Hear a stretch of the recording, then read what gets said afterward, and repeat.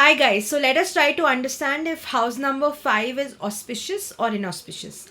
Before I actually go into the details explaining to you, let us first understand the attributes that are associated with it.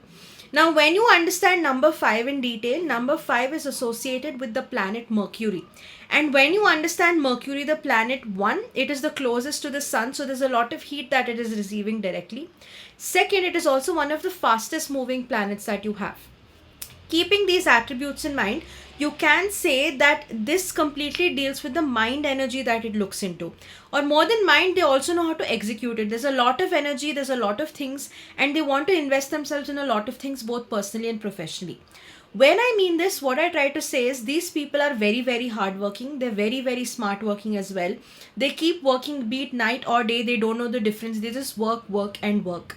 And for these people, most of the times when they're, from your teens to late 20s to 30s, you'll be able to see that they're extremely invested in understanding their job, making more in more opportunities and grabbing more opportunities through work.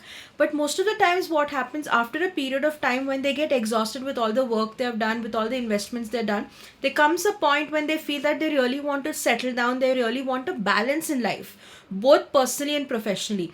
It does not actually have an age limit as such. It can hit people at any point of time. This was just an example to give you.